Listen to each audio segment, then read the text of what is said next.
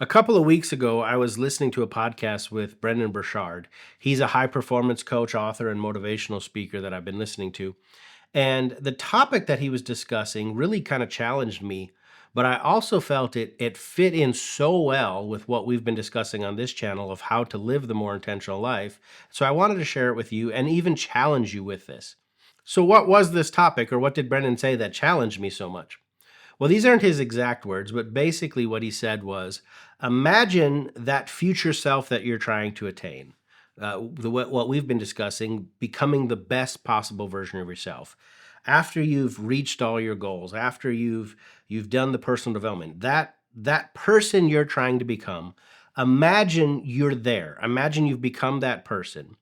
And he asked, what are the 5 crucial skills you would have to master to not only attain that position or become that version of yourself, but also to be a success there? So let's talk about it.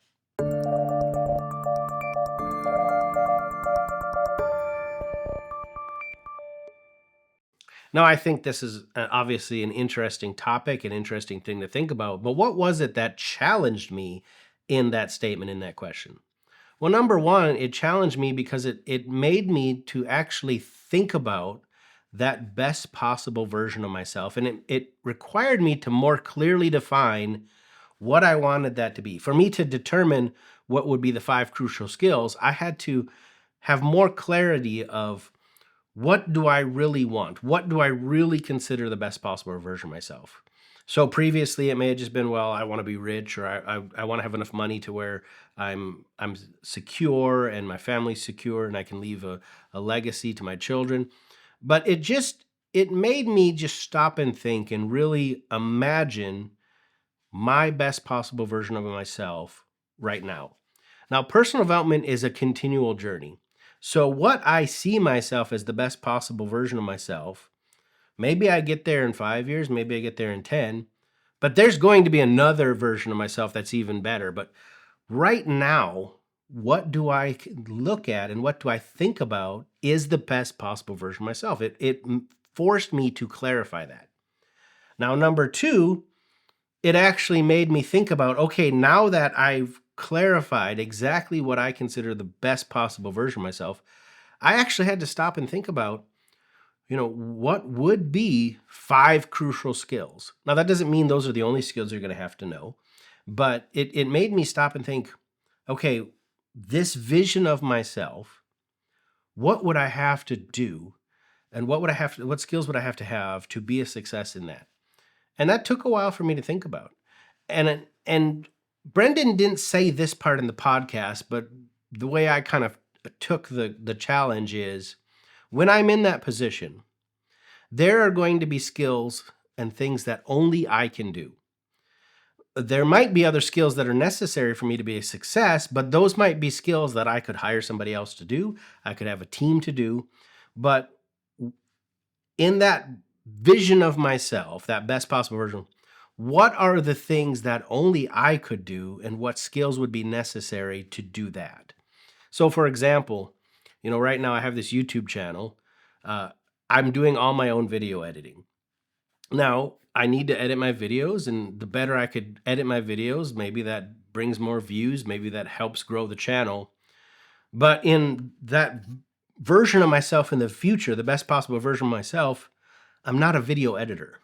And so what that means is I don't need to take thousands of hours to become a professional Hollywood level video editor. Once I get to that level, I need to be able to pass that responsibility off to somebody else. But what are the things that only I could do? So as I thought about it, a big part of what I really see that best possible version of myself is a communicator. I have this channel on personal development. I want to grow that area and that brand of the more intentional life. But I also have a ministry on the other side, and I minister to people, and I have my own 501c3. Well, communication is going to be a big part of both of those sides. And so at first I was like, okay, I need to be a good communicator. But I had to clarify that. What does that mean? And so what I determined was, well, I do need to be a good communicator, but breaking it down even further, one, I have to be a good communicator on camera. I have this channel, I have another channel. For me to get to that best possible version of myself, that vision of myself where I see myself going, I need to master my ability to present myself and to communicate and do all those things on camera. At the same time, I do eventually want to grow in my on both sides of the things I want to do in public speaking, being on stage in front of people. Now, that has to do with communication as well, but that's a completely different animal than being able to communicate on camera. And I need to be able to do both. So, those were two crucial skills that I determined only I could do to get to that best possible version of myself. You know, I cannot uh, contract out my ability to communicate to somebody else in that vision of me like I can the video editing. Something else that I determined that I would need is leadership skills. If I'm going to have the life I want and that vision of myself, I'm going to have people that I need a team. I can't do this on my own, but if I'm going to have a team, then I need to be able to lead them well.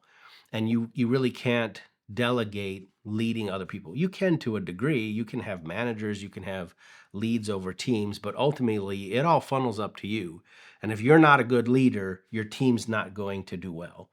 And that's not something that's a skill I have to have. And so that is something I've been developing, is how to become a good leader. Another area that I thought about was I need to have skills in relationships. If I'm going to build networks to grow my brands or to grow my ministry and for doors to be open for me to speak publicly or speak in churches, whatever that is, I need to be able to build and maintain relationships. And that is a skill. That's a learnable skill. So that's one of them as well. So all of these things, it just made me have to go through and sit there and be like, okay, my wife and I, we were talking about this subject and we said, what about marketing? If I really want to grow into that best possible version of myself, I'm going to have to learn marketing. And part of it will be I'll always be marketing myself. When I'm out or when I'm building networks and stuff, there's a part of that marketing that I need to do and I need to know. But then there's another side of marketing that I can have a whole team of people doing. And so it just challenged me to really determine, if I could only choose 5 that are crucial to what I want to be and who I want to become, what are those 5? The next thing it challenged me on was it made me actually sit and think about, is that actually what I want? I can say I want this version of myself, but if I've now attached these 5 crucial skills to that, what if I look at it and I'm like, I really don't want to master that skill. I don't really want to have anything to do with that. Well, then it challenges your version of yourself you want to be. So many of us sometimes, we have these ideas of what we want to be, but sometimes they were influenced by other people. So, for example, if I have this vision of myself that this is what I want to become, and I recognize, to accomplish this, I have to master the art of public speaking. But then when I look at it, be like, I have no desire to do public speaking. I don't want to do that at all. That is the furthest from my mind.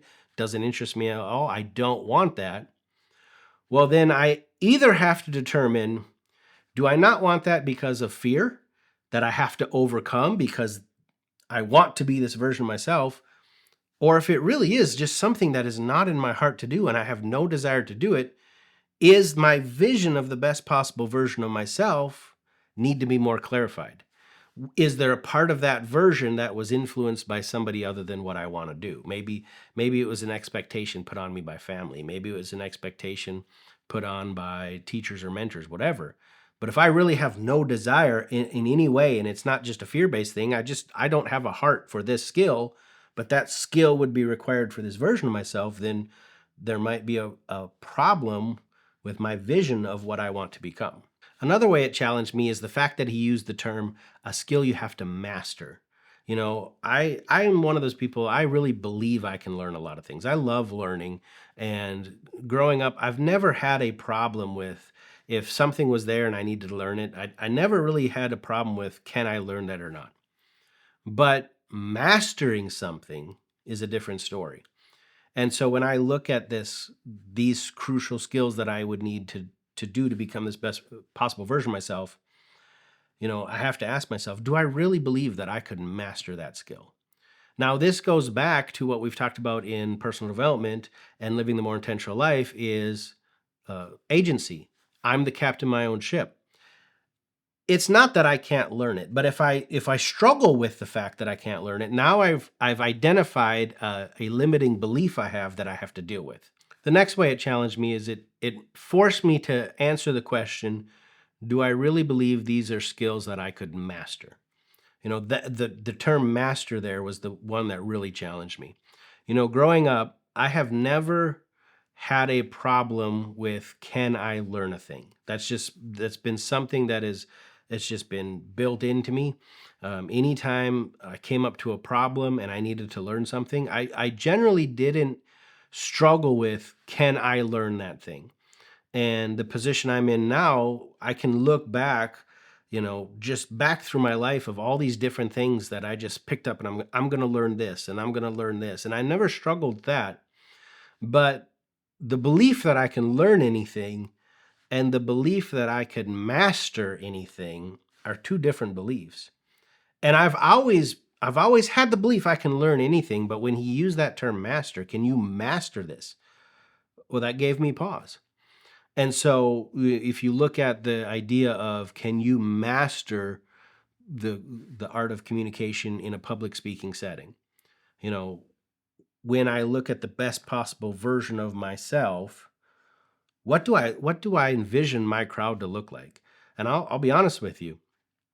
If I try to sit and imagine and close my eyes and imagine myself speaking to 10,000 people or 20,000 people, I'm not quite there yet. So now I've identified maybe a limiting belief that I need to work on, that I need to recognize, and I need to have part of my flexible growth plan be working on that limiting belief, because if I'm going to master the art of public speaking so that I can become this best possible version of myself, I have to remove this limiting belief. And then the final way it challenged me is it made me go back to that flexible growth plan that we talked about in a previous video, and I had to really look and say, does that flexible growth plan that I've worked on actually contain the developing and mastering of these 5 crucial skills that I'm going to need to be the best possible version of myself? I had to go back and say, do I actually have a plan to master those? What are the actions in that plan to get to that level of mastery? And thankfully, for the most part, much of these crucial skills was already built into my flexible growth plan. They're not necessarily all the things I'm working on at this very moment, but they are part of what I know and have already recognized I need to become. But it did change a little bit in the idea of not just learning these skills, but now that part of that flexible growth plan and the actions I take need to lead to the mastery of those skills. And so it just made me go back and just kind of reevaluate all these things that we've already been talking about and how to live the more intentional life. It wasn't a brand new, like it didn't change everything that we've discussed in the past, but it clarified some things. It made me focus a little bit more on specific details of living the more intentional life to become the best possible version of myself, when I thought about it in terms of what are the 5 crucial skills that I'm going to need to not just get to this place, but be a success in this best possible version of myself. So I challenge you with the same thing. Think about that person you want to become, that vision, that current vision of your best possible version of yourself, and determine to get to that place and to be a success in that place, what are the 5 crucial skills that you would need? And then go through this process of how does those 5 crucial skills fit into what I've already been doing in personal development and the goal of living the more intentional life. If this video has helped you in any way, please remember to share, like, and subscribe. If you want to learn more about what we've been talking about on how to live the more intentional life, click on this playlist right here. But until I see you again, go out and live that more intentional life.